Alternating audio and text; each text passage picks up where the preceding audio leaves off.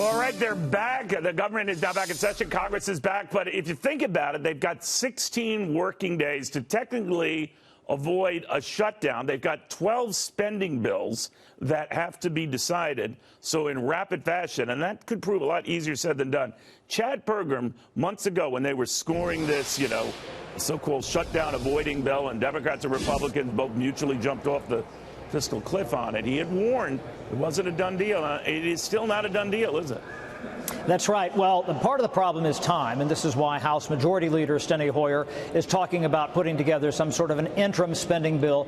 The Senate Appropriations Committee is going to try to move 4 of the 12 bills through committee in the next week or two. We'll see if they can sync up with the House before the end of the month, but they would still have to do an interim bill for the remaining 8 bills. Here's the fly in the ointment.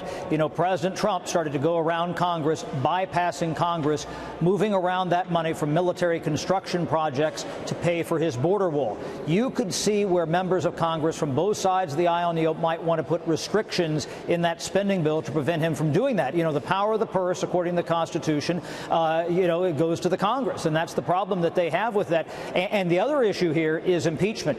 The House Judiciary Committee is going to try to formalize what they're going to look at in a markup session on Thursday, and you could see where this could incense the president, and they can't come to any agreement whatsoever. I mean, that's going to be a real problem here. The other issue here that they have to work out is the USMCA. There weren't many talks over the August recess.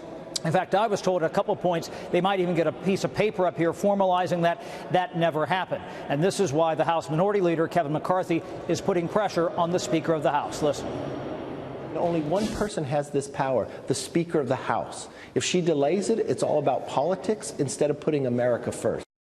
But here's the problem, Neil. They don't have the votes to advance this yet. You're going to have a coalition of lots of Republicans and some Democrats. Pelosi knows that she wants to get some of her members on board that deal with enforcement and intellectual property and pharmaceuticals and all those areas there. So she has a big chunk of Democrats. And when I talk to Democratic aides, they tell me that the president really just wants a piece of paper signed here. So Democrats feel like they have the upper hand. You could see where that issue on the USMCA starts to ramp up just because Congress is back in session, Neil. It's been, almost a year since the leaders of Canada, the United States, and Mexico wrote off on this thing. That's amazing. Yeah, absolutely. Yeah, and a lot of people thought that this was going to be an end-of-the-year project anyway, right. More like October, November, December. But we started to hear some rumblings this could drip into next year. And if you're into an election year, well, it's Katie bar the door at that point. All right, real quickly, these 12 spending measures, do you need them all passed to avoid any disruption of the government? Yes. And that's where they could lump them all together in an interim spending bill. But, can they knock out a couple of the individual ones? Possibly. That's what the Senate wants to do. But they would have to align with the House of Representatives. All right. Thank you very, very much, my friend. The very latest on that. We're up all about 10 points right now. Again, concerns about trade, concerns about what happens now on this ongoing back and forth with the government now technically open, but facing growing signs that might not be open much longer.